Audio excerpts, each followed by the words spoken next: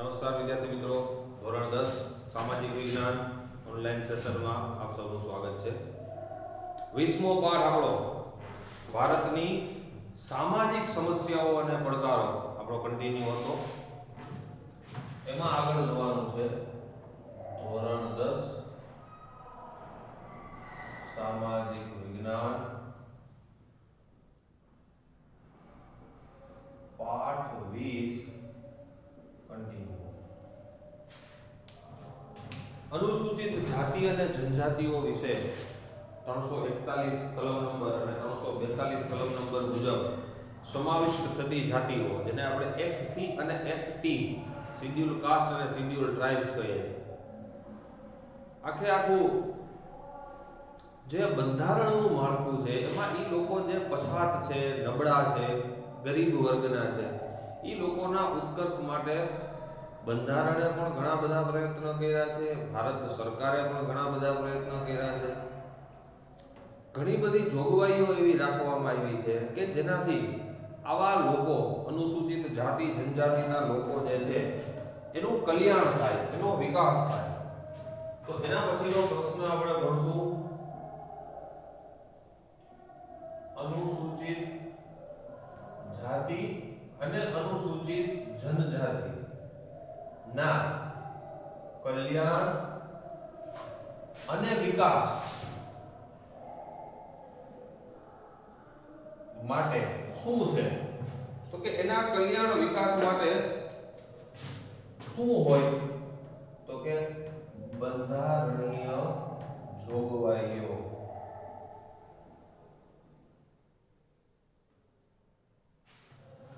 બંધારણીય જોગવાઈઓમાં સૌથી પહેલા આપણે જોઈએ સામાન્ય બંધારણીય જોગવાઈઓ. કોના માટે? અનુસૂચિત જાતિ અને અનુસૂચિત જનજાતિ કે જે 341-42 કલમ મુજબ પરિશિષ્ટમાં અથવા તો સૂચિમાં સમાવિષ્ટ થયેલી છે કે જે લોકો આર્થિક રીતે પછાત છે, સામાજિક રીતે પછાત છે, શૈક્ષણિક રીતે પછાત છે, વિચરતું જીવન જીવે છે, પહાડી વિસ્તાર અથવા તો જંગલ વિસ્તાર જે છે એમાં છૂટાછવાયા એના રહેઠાણો છે. તો એના વિશે સરકારે સૌથી પહેલા શું તો કે સામાન્ય જોગવાઈઓ કઈ છે બંધારણ.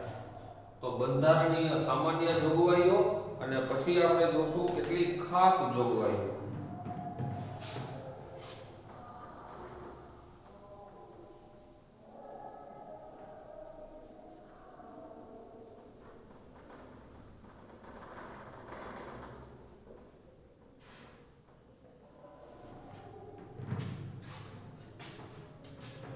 સૌથી પહેલું તો કે આર્ટિકલ 15 મુજબ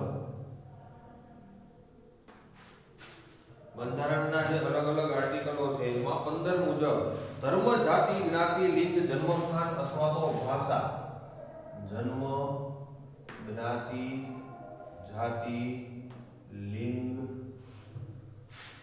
જન્મસ્થાન કે ભાષા, આટલી વસ્તુઓ છે એમાં કોઈ પણ આટલી વસ્તુના આધારે ભેદભાવ ન થવો જોઈએ. તમે કોઈ પણ જગ્યાએ તમારો જન્મ હોય, કઈ પણ જ્ઞાતિમાં હોય, જાતિમાં હોય, સ્ત્રી હોય, પુરુષ હોય, તમારું જન્મ સ્થળ ગુજરાત હોય, મહારાષ્ટ્ર હોય કે કોઈ ગામડું હોય કે શહેર હોય, તમારી ભાષા મરાઠી બોલતા હોય, ગુજરાતી બોલતા હોય, કચ્છી બોલતા હોય કે કાશ્મીરી બોલતા હોય, એ કોઈ વસ્તુ મેટર કરતી નથી. માત્ર તમે ભારતના છો એ વસ્તુ જરૂરી છે. એટલે સૌથી પહેલા કોઈ નાગરિક પ્રત્યે ભેદભાવ આના આધારે નાગરિકો વચ્ચે ભેદભાવ ન થવો જોઈએ. પછી તો કે જાહેર સ્થળ, જાહેર મિલકત, રેસ્ટોરન્ટ, સિનેમા, ટૂંકમાં એવી કોઈ જગ્યા બરાબર છે કે જેમાં બધાને પ્રવેશ મળતું હોય. મનોરંજન સ્થળ,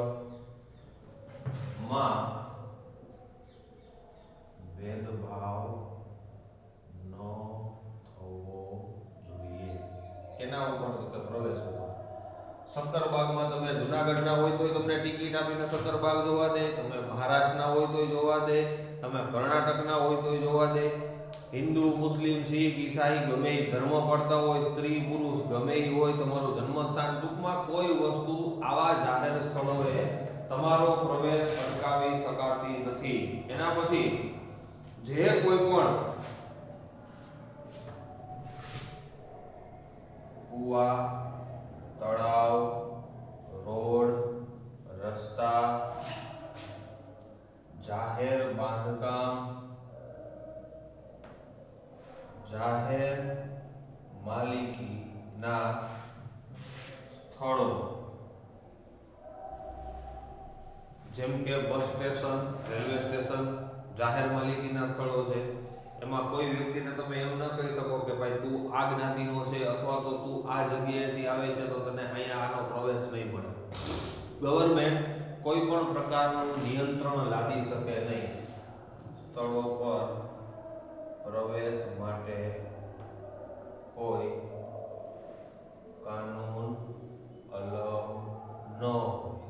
મતલબ દરેક વ્યક્તિને આવી જગ્યાએ પ્રવેશ મળે. ગામમાં એક કૂવો અથવા તો તળાવ હોય તો હિન્દુ મુસ્લિમ શીખ ઈસાઈ કોઈ પણ ધર્મ પાળતો વ્યક્તિ, સ્ત્રી હોય કે પુરુષ હોય, કોઈ પણ જ્ઞાતિનો હોય, કોઈ પણ જાતિનો હોય, એ તળાવમાંથી કે કૂવામાંથી પ્રાઇવેટ પ્રોપર્ટી ન હોવી જોઈએ. આપણા ઘરમાંથી આવીને પાણી ભરી જાય તો એ અહીંયા નથી નક્કી કરતું. પણ જે જેવા સ્થળો તો કે જાહેર સ્થળો છે, વિલિંગડન ડેમમાંથી આખા જુનાગઢને પાણી મળે છે તો એ પ્રાઇવેટ પ્રોપર્ટી નથી, એ સરકાર હસ્તક સરકારી ગ્રાન્ટ લેવાતી હોય અથવા તો સરકાર એમાં કોઈ પણ પ્રકારનો ફંડ ફાળો આપતી હોય, મદદ કરતી હોય તો એ જે જાહેર સ્થળો છે, સરકારી નિશાળમાં તમે કોઈ પણ જ્ઞાતિના બાળકને ભણવા માટે લઈ જઈ શકો, દાખલ કરવા જ પડે. શા માટે? તો કે જાહેર સંસ્થા છે. તો સામાન્ય જોગવાઈઓમાં આટલી જોગવાઈ કે કોઈ પણ વ્યક્તિને પોતાની જ્ઞાતિ જાતિ પ્રત્યે ભેદભાવ ન થવો જોઈએ. બીજું તો કે આર્ટિકલ 29 મુજબ, આ આર્ટિકલ કેટલામું છે તો કે 15મું.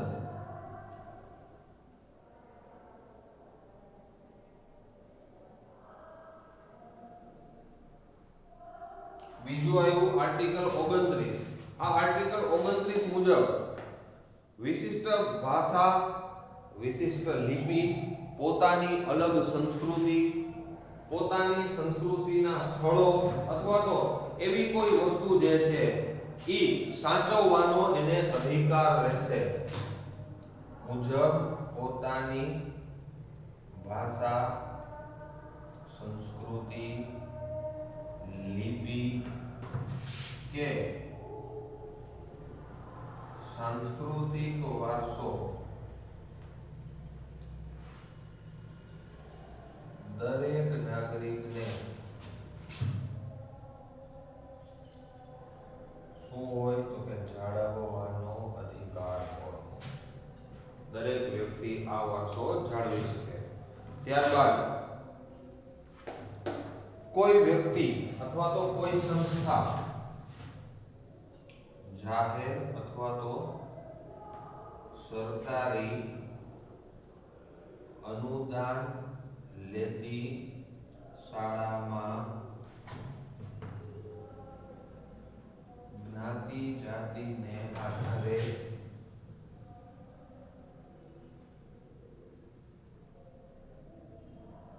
પ્રવેશ મળે તેવું ન હોય. કોઈ પણ જ્ઞાતિ, કોઈ પણ જાતિનું બાળક જે છે એ સરકારી શાળામાં શું કરી શકે તો કે આરામથી ભણી શકે. તો આર્ટિકલ નંબર 29 અને આર્ટિકલ નંબર 15 મુજબની બંધારણીય જોગવાઈઓ પણ કેવી તો કે સામાન્ય. હવે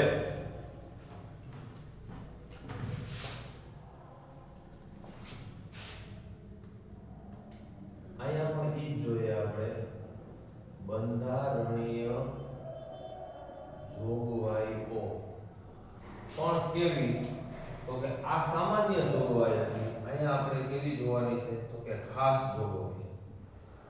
સામાન્ય જોગવાઈ અને ખાસ જોગવાઈઓ. કોની? તો કે અનુસૂચિત જાતિ અને જનજાતિના લોકોના કલ્યાણ અને વિકાસ માટે બંધારણની ખાસ જોગવાઈઓ. પ્રશ્ન બે અલગ અલગ રીતે પૂછાઈ શકે. આ પ્રશ્ન એમ પૂછાય કે અનુસૂચિત જાતિ જનજાતિના કલ્યાણ અને વિકાસ માટે ભારત સરકારની બંધારણની સામાન્ય જોગવાઈઓ જણાવો અને બંધારણની ખાસ જોગવાઈઓ કઈ કઈ છે એના વિશે ચર્ચા કરો.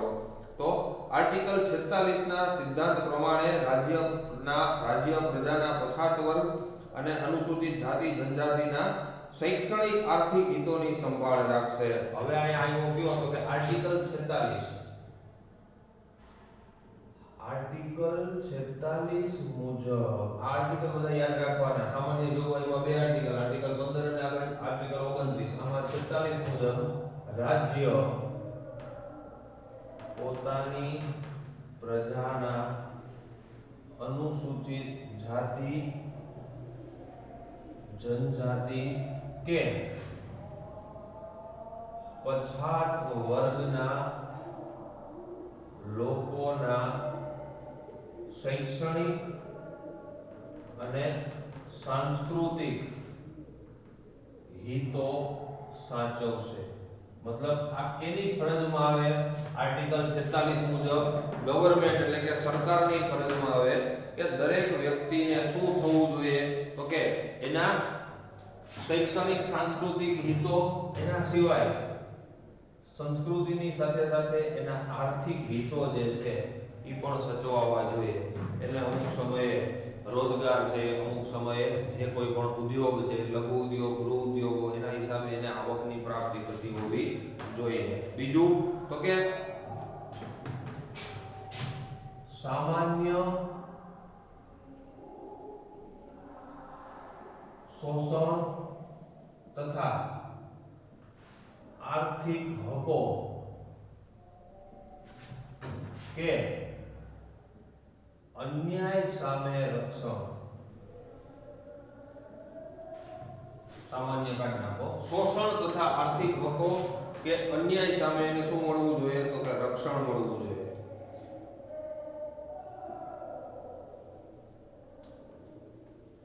એના પછી આર્ટિકલ 16(4) 46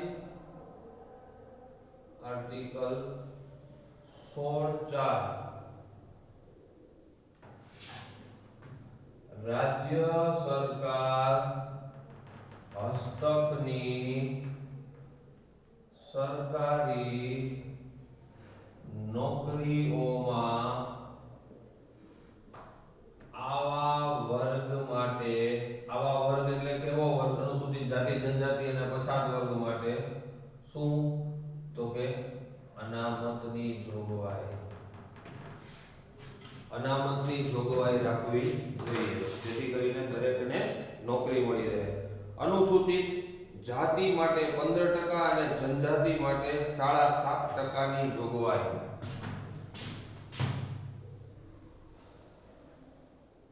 અનુસૂચિત જનજાતિ 15%, અનુસૂચિત જાતિ 7.5%. આટલી અનામત રાખવી જોઈએ એવી ખાસ જોગવાઈ છે. ત્યારબાદ આર્ટિકલ 330, 32 અને 34 પ્રમાણે કેન્દ્રમાં લોકસભા અને વિધાનસભામાં પણ બેઠકો અનામત રાખવામાં આવે છે.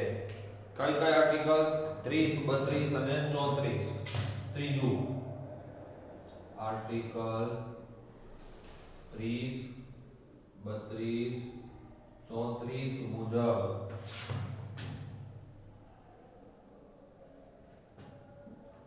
વિધાનસભા તથા લોકસભામાં અમુક બેઠકો અનામત રાખવી. આ પણ એક ખાસ જોગવાઈ છે જાતિ જનજાતિઓની. ત્યારબાદ ગ્રામ પંચાયત, નગરપાલિકા આ બે વસ્તુમાં પણ જો વિધાનસભા અને લોકસભાની વાત આવે તો સ્થાનિક સ્વરાજ્યની સંસ્થાઓ પણ ન રહી જોઈએ. એટલે ગ્રામ પંચાયત તથા જે કોઈ પણ ગામડામાં અનુસૂચિત જાતિ જનજાતિના લોકો વધારે છે અથવા તો કોઈ નગરપાલિકા હસ્તકનો તાલુકો છે અને એ તાલુકામાં ઘણા બધા ગામડાઓ છે, એ બધા ગામડાઓમાંથી પણ અમુક વર્ગ એવો છે કે જે પછાત છે, તો ગ્રામ પંચાયત તથા નગરપાલિકામાં પણ શું કરવું, તો કે બેઠકો અનામત રાખવી કે જેના હિસાબે એક કે બીજી રીતે લોકો પછાત જ્ઞાતિના લોકો આગળ વધી શકે. છેલ્લા ક્વેશ્ચનમાં આપણે વાત કરી હતી 11 પંચવર્ષીય યોજનાઓ પસાર થઈ, તો પંચવર્ષીય યોજનાઓમાં આ જે જાતિ જનજાતિના બાળકો છે એના માટે શિષ્યવૃત્તિ અને છાત્રાલય સુવિધા, ફ્રી ઓફ ચાર્જ રહેવા માટે છાત્રાલય અને અનુસૂચિત જાતિ જનજાતિના બાળકો માટે શિષ્યવૃત્તિ અથવા તો સ્કોલરશિપની યોજના અમલમાં મૂકી છે. પછી જે આવા બાળકો છાત્રાલય સુવિધામાં ભણીને આગળ વધ્યા હોય એના માટે કોચિંગ સેન્ટરો શરૂ કર્યા છે.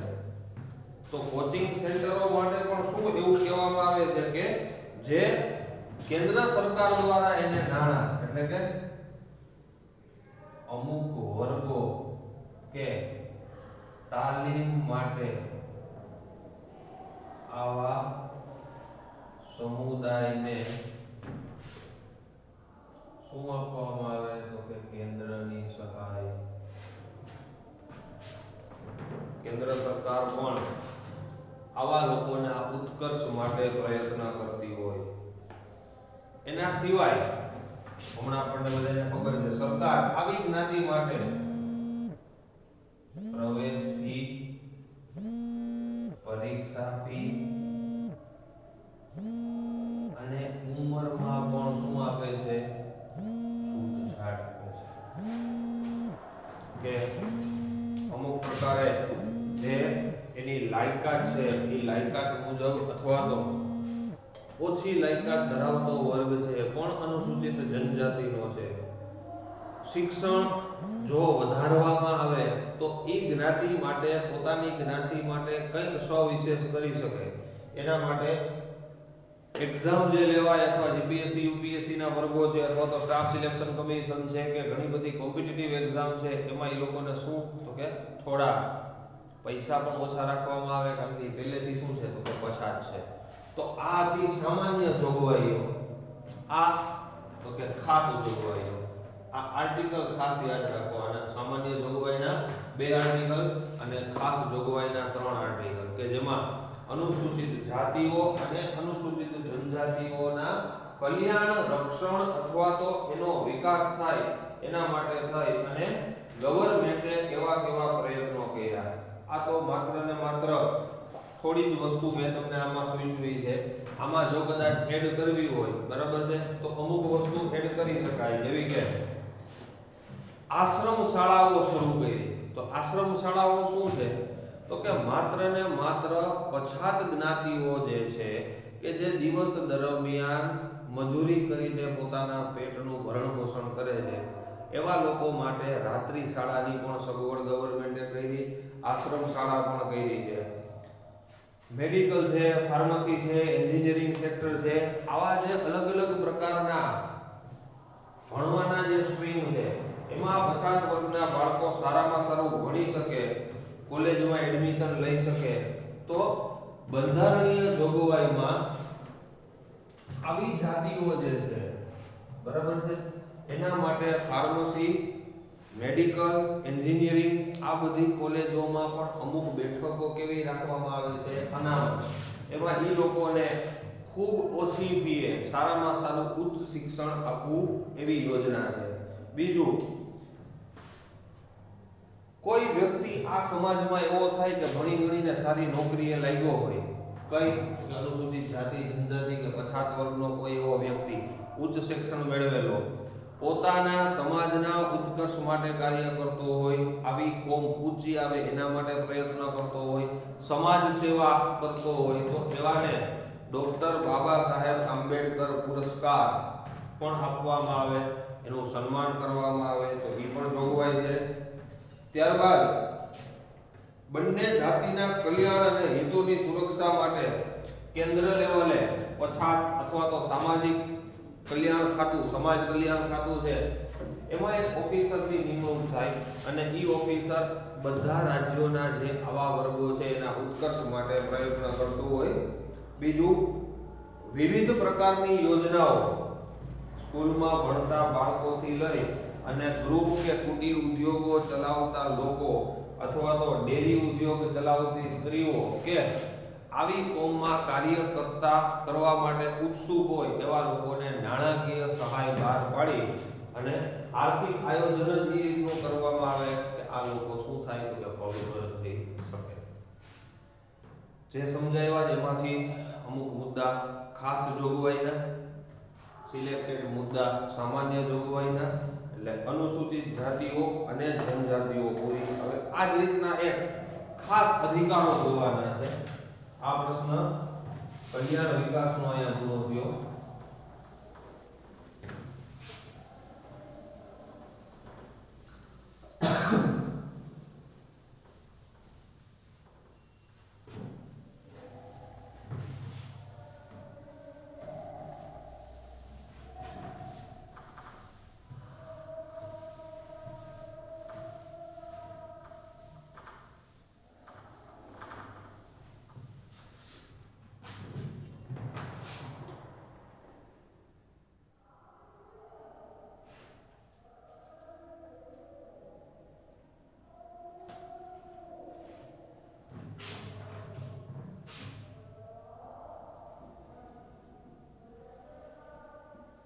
અનુસૂચિત જાતિ,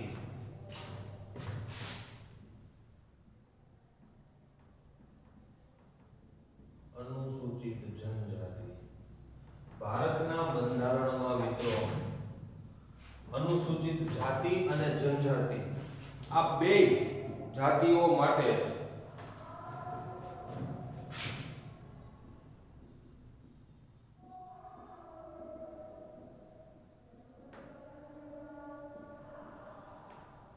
ભારતીય બંધારણની જોગવાઈઓ, આ જાતિ ઓલી જનજાતિ.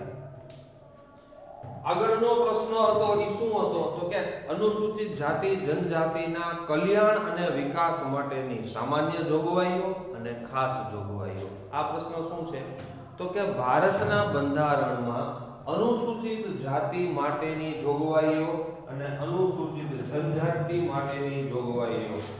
તો આર્ટિકલ 17 સૌથી પહેલું બંધારણના આર્ટિકલ 17 મુજબ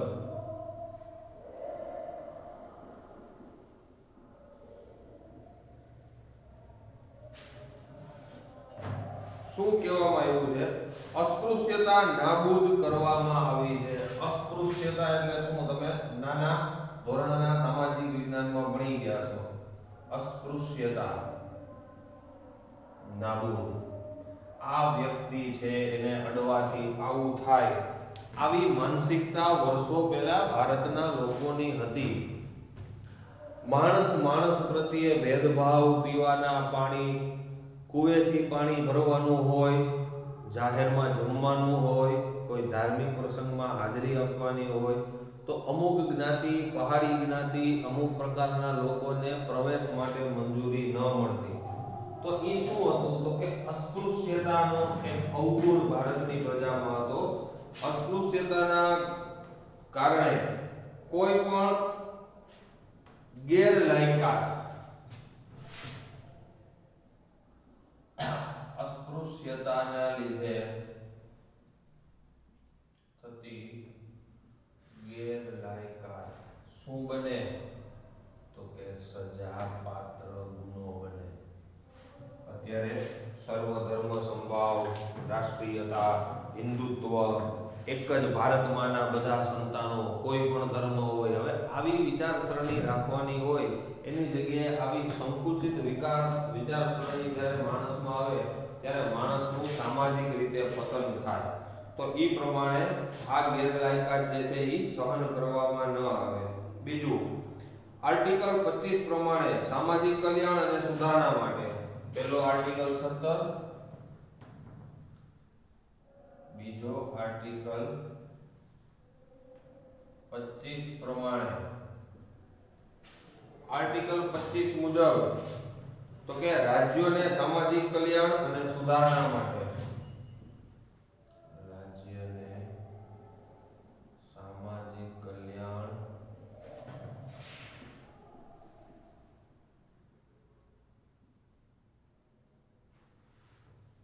સમાજનું કલ્યાણ અથવા તો આખા સમૂહનું કલ્યાણ જાહેર ગણી શકાય તેવી હિન્દુ ધાર્મિક સંસ્થાઓને હિન્દુઓના તમામ વર્ગ અને વિભાગો માટે ખુલ્લી મુક્તો કાયદો બનાવવો અથવા અમલમાં હોય તેવો કાયદો ચાલુ રાખવાનો અધિકાર મળે.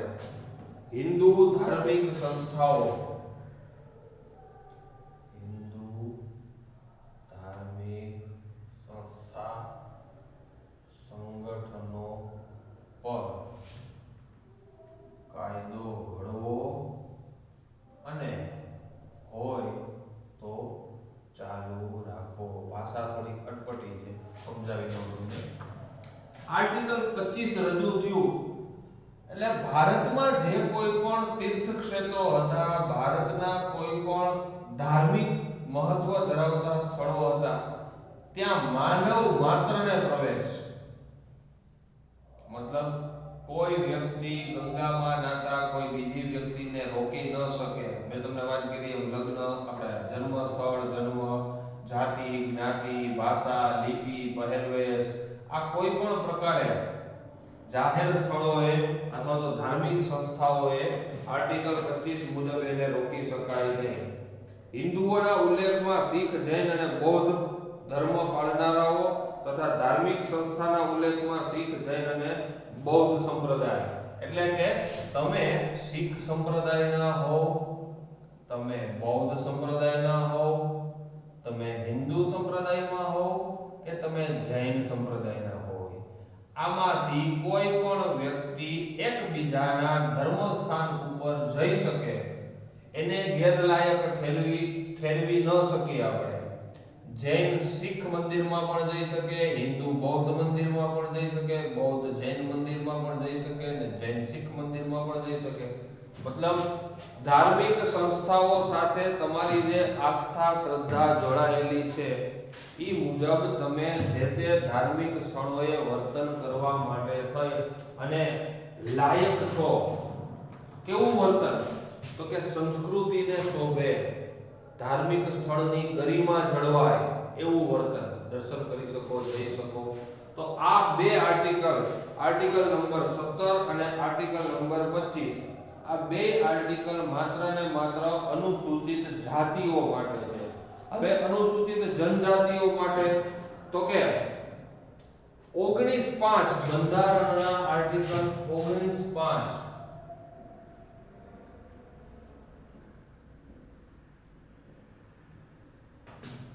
કોઈ પણ રાજ્યમાં આવ જા કરવાનો અધિકાર,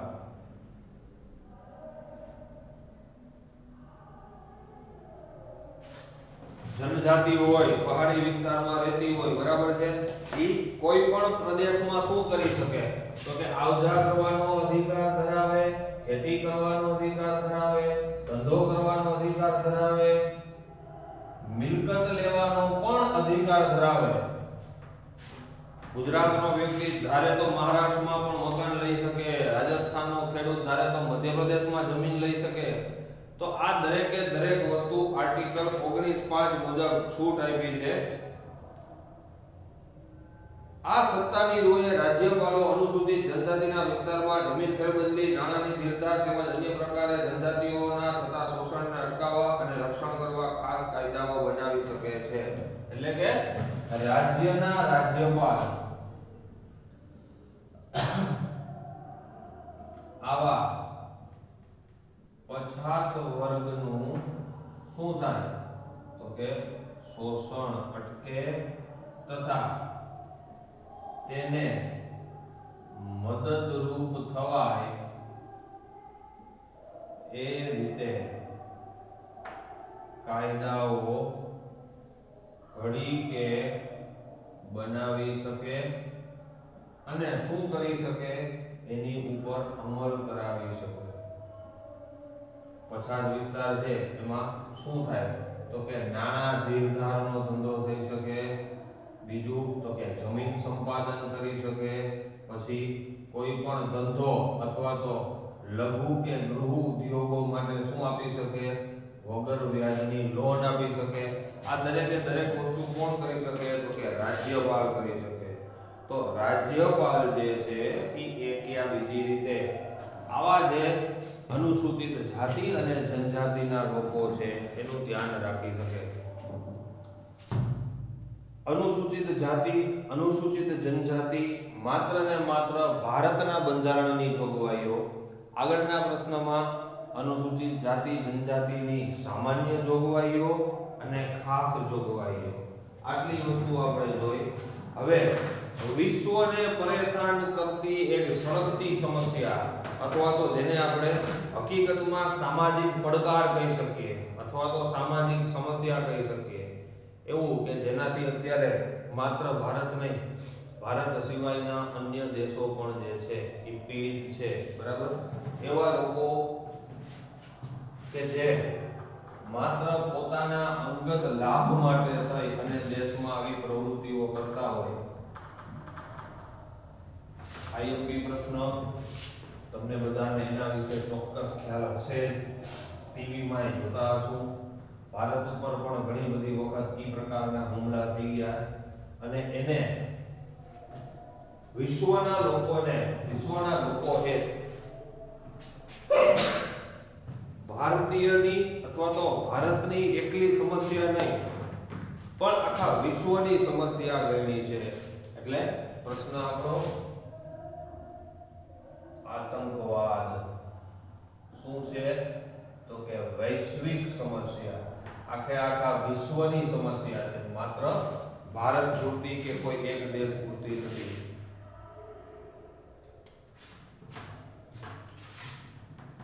એકવીસમી સદીમાં આ પડકાર જટિલ કેવો છે? શા માટે એને જટિલ કહે તો કે જટિલ અને વિકટ બે છે, ભયંકર પણ છે અને ગૂંચવાળા ભર્યો પણ છે. અત્યારના છેલ્લા 10 20 કે 30 વર્ષમાં ઘણા બધા દેશોની ઘણી બધી જગ્યાએ આતંકવાદી હુમલાઓ થયા. હજારો માણસોના જીવ પણ ગયા, કરોડોની મિલકતનું પણ નુકસાન થયું છે. માણસોમાં એક પ્રકારનો ડર બેસી ગયો છે, સામાજિક સુરક્ષા રહી નથી, ઘણા બધા પ્રશ્નો જે છે ઉપસ્થિત થયા છે. એટલે જટિલ અને વિકટ વિશ્વના ઘણા દેશો દ્વારા ફેલાતો આતંકવાદ બહુ ઓછા દેશો હોય કે જે આતંકવાદને સપોર્ટ કરતા હોય. એ આતંકવાદ જે છે એ અત્યારે કેવી સમસ્યા બની છે તો કે વૈશ્વિક સમસ્યા કે જેના દ્વારા એક યા બીજી રીતે માનવ હકો અથવા તો માનવ અધિકારોનો હ્રાસ કરે, માનવ અધિકારોનો હનન છીનવું, માનવ અધિકારોનું હનન કરે, માનવ અધિકારોને છીનવી લે અથવા તો માનવ અધિકારોનો હ્રાસ અથવા તો ઉપહાસ કરે. આતંકવાદ એટલે શું એવો પ્રશ્ન આપણે પૂછીએ તો કે આતંકવાદ એની એક વિસ્તૃત વ્યાખ્યા જે છે એ વ્યાખ્યા આપણને આપેલી છે. કેવી પ્રવૃત્તિ છે તો કે થોડા લોકો દ્વારા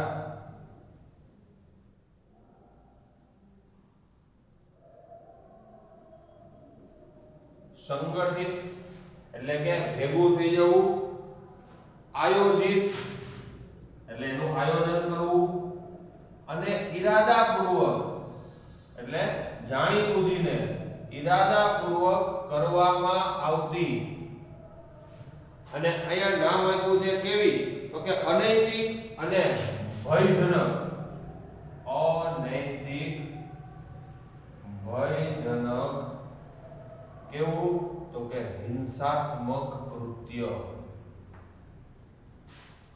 થોડાક લોકો દ્વારા સંગઠિત એટલે ભેગું થવું આયોજિત ઈરાદાપૂર્વક કરવામાં આવતી અનૈતિક ભયજનક હિંસાત્મક પ્રવૃત્તિ જેમાં ઘણા બધા લોકોના જીવ જાય ઘણી બધી સ્ત્રીઓ વિધવા થાય ઘણા બધા બાળકો અનાથ થઈ જાય લાખો કરોડોની જે સંપત્તિ છે એ સંપત્તિનો નાશ થાય અને આવા બધા એના પરિણામો આપણે ભોગવવા પડે શું કરે આતંકવાદ એટલે ખબર છે આતંકવાદ ફેલાવનાર વ્યક્તિ એટલે કે આતંકવાદીઓ વિશ્વના દેશોમાં પોતાની હિંસાત્મક પ્રવૃત્તિ શિવાજી ટર્મિનલ ઉપર કસાબ પકડાણો બરાબર છે ઘણા બધા માણસો ઘાયલ થયા ઘણા બધા માણસો મરી પણ ગયા જે તે દેશ અથવા પ્રદેશમાં શું ફેલાવે તો કે રક્તપાત વિનાશ ભય અને અશાંતિ ઘણા પ્રદેશોમાં રક્તપાત વિનાશ ભય અરાજકતા ફેલાવે છે આ આતંકવાદી પ્રવૃત્તિ છે આતંકવાદનો કોઈ ધર્મ સંપ્રદાય હોતો નથી છતાં ધર્મ સાથે જોડી કાયરતાપૂર્વક ઘાતકીપૂર્ણ કૃત્ય વિશ્વ શાંતિ હણી લેવી લોકોમાં આ બધી વસ્તુ ઊભી કરવી ને એ દુનિયાનો કોઈ ધર્મ હંમેશા શાંતિ શીખવાડે અશાંતિ ન શીખવાડે આતંકવાદ કોઈ ધર્મ સંપ્રદાયમાં માનતો નથી પણ ધર્મને હથિયાર બનાવી શું કરે છે તો કે ઘાતકી કૃત્યો કરે ખતરનાક પોતાના કાર્યને અંજામ આપી દે એના સિવાય આતંકવાદથી શું થાય તો કે કોઈ પણ રાષ્ટ્રનો વિકાસ અવરોધાય રાષ્ટ્રના વિકાસ ઉપર થોડી અસર પડે આર્થિક વિકાસ અટકી જાય એક ભારતીય પ્રકૃતિ છે શું તો કે જીવો અને જીવવા દો આ એક પ્રકૃતિનો નિયમ છે આવા પ્રકૃતિના નિયમનું સરેઆમ શું કરે છે ઉલ્લંઘન કરે આતંકવાદીઓ અથવા તો આતંકવાદ ફેલાવનાર વ્યક્તિઓ શું કરવું તો કે હુમલા કરવા બોમ્બ ફેંકવા ઘાતક શસ્ત્રો સંતાડવા તેનો ઉપયોગ કરવો વિમાન હાઈજેક વ્યક્તિનું અપહરણ ખંડણી હથિયાર લેવેચ માદક દ્રવ્યોની હેરાફેરી બોમ્બ વિસ્ફોટ વિમાન હાઈજેક ધરપકડ આવી પ્રવૃત્તિઓ કરે અને લોકોમાં શું ઊભો કરે તો કે ભય ઊભો કરે અને ઈ ભયને હિસાબે શું થાય તો કે નાણાં પડાવવાની પ્રવૃત્તિ ચાલુ થાય તો ખૂબ જ અઘરી વસ્તુ છે લોકોએ એનાથી બચીને રહેવું જોઈએ અને ટૂંક નોંધમાં માત્ર આટલા જ મુદ્દા લખવાના છે આ બધી વસ્તુ જે છે એ ફોકસ પોઈન્ટ છે એ વસ્તુ લખવી પડે રાષ્ટ્રનો વિકાસ અટકાવે છે અવરોધાય છે આ દરેકે દરેક વસ્તુ આતંકવાદની ટૂંકનોંધમાં લખવી પડે. આતંકવાદ અને બળવાખોરી આ બે પાછી અલગ વસ્તુ છે. આતંકવાદની ટૂંકનોંધ જોઈએ એટલે આતંકવાદ વિશે આપણને ખબર પડી ગઈ. આવતા વિડિયો લેક્ચરમાં બળવાખોરી